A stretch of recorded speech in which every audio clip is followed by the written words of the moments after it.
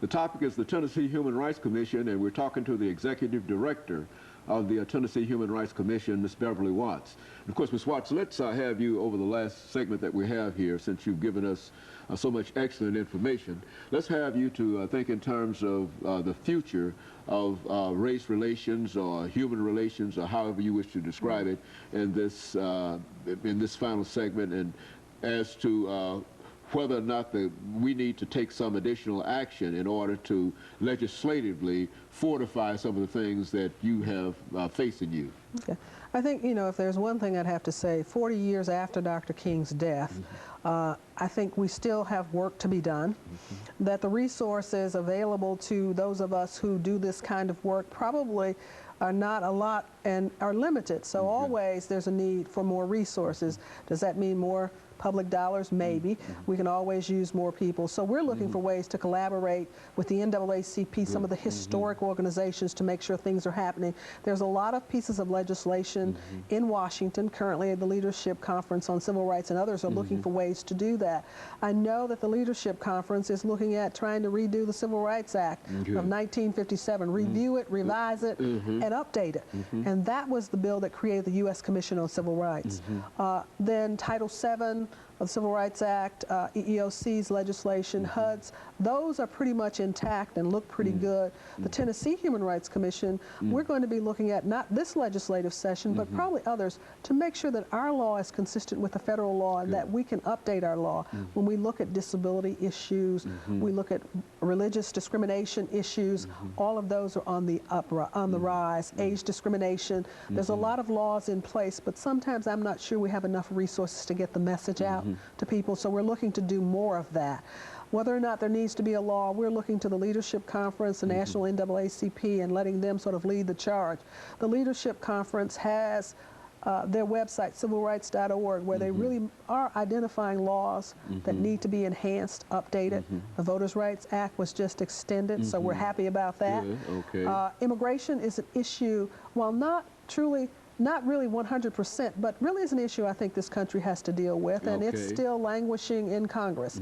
The notion of where we go and what do we do on immigration has an impact for us from a civil rights perspective. So we think those issues are important as well.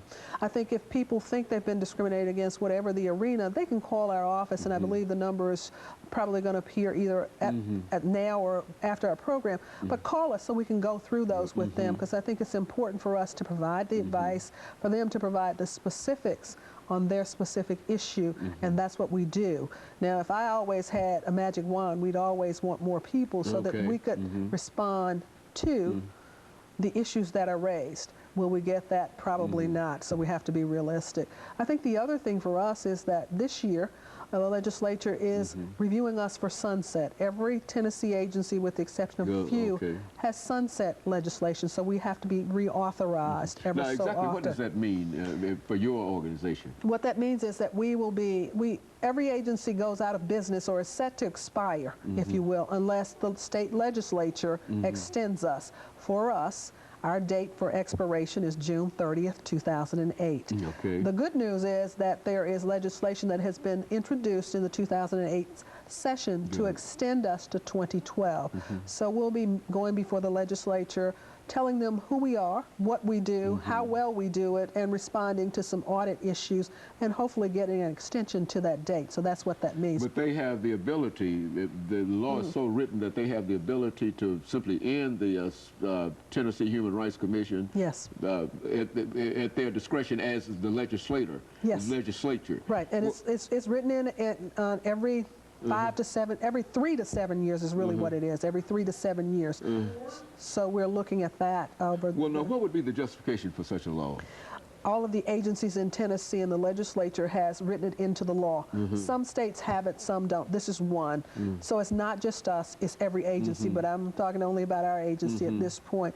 And they would just review and decide whether or not what needs to that happen. you're really doing what you're supposed Exactly. to do. And that's that you're really what making it is. A It's very, very positive impact rather than a negative impact. Exactly. And it's an evaluative process that gives the legislature an opportunity to evaluate our performance, how well we're doing and how well we're going to do things in the future. So. You talked about sending out investigators.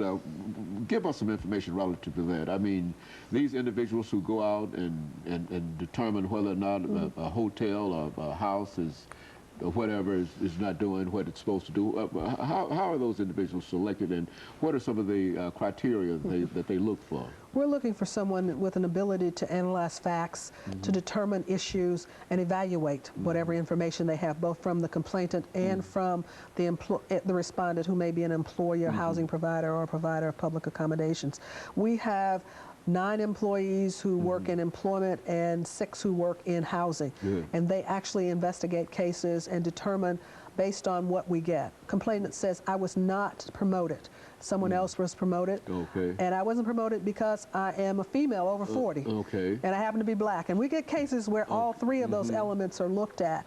We may or may not find that that is discrimination. But then they come back to us and they says, by the way, I filed a complaint with you 2 weeks ago, and my employer fired me. Okay, well that because I filed a complaint. That's a retaliation claim, and a lot of our issues are retaliation. It is unlawful to retaliate against someone because they file a complaint of discrimination with our organization.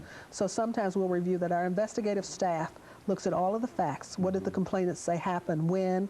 Were there witnesses? We'll interview those witnesses.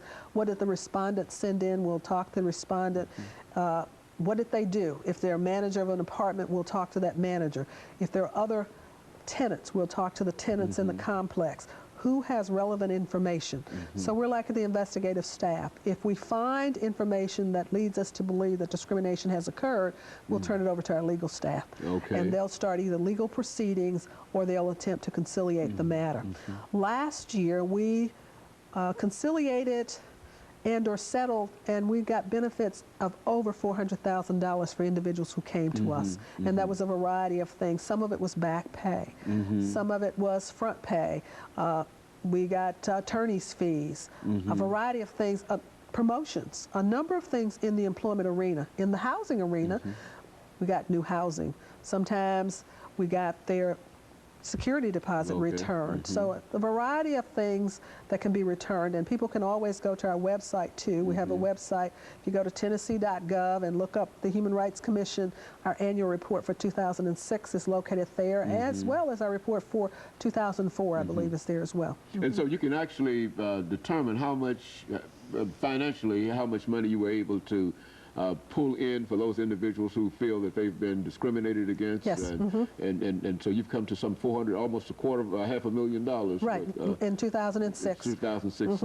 And some of them could be small amounts. I mean, one individual might get 500, another individual might get 200. We might have someone who got $30,000. It all depends, but yeah, but we're able to track that. And most of those are settled cases, where we go in, the person who discriminated says, I didn't do anything, but yes, I want to settle the case or conciliate the case for this amount of money. And the complainant says, I agree to accept it. And we do that. We also do mediation, where we'll mediate the disputes as well. Over the last 2 minutes, we do hear every now and then some of these extraordinary awards that have been given by various commissions, judges, and et cetera. In your own experiences, what has been the largest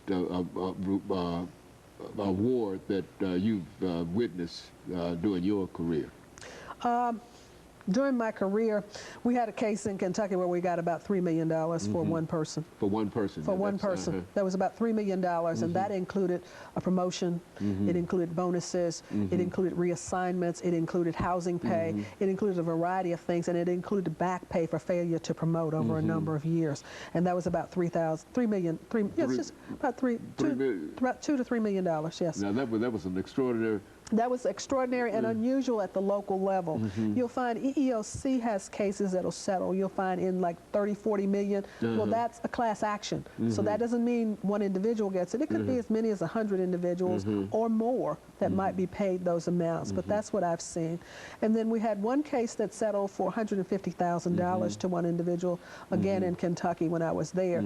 In Tennessee, I know last year, I believe we had a case where we were looking at perhaps a case that was about over $500,000 and those kind of things. In Kentucky, I could tell you who, what, when, and where. In Tennessee, I can't. Catching up with it. Okay, very good. So, of course, Ms. Watts, let me, over the last 30 seconds that we have here, thank you for bringing that excellent information in reference to the Tennessee, the human rights in a real sense, and especially about the Tennessee Human Rights Commission. And I think that your experiences and your ability to articulate some of the activities that you've been involved in will certainly play a very, very important role in terms of how people will see this organization, and we appreciate that for you. And of course, let me encourage our audience to tune in again next week for another informative edition of Comments. Thank you and good morning.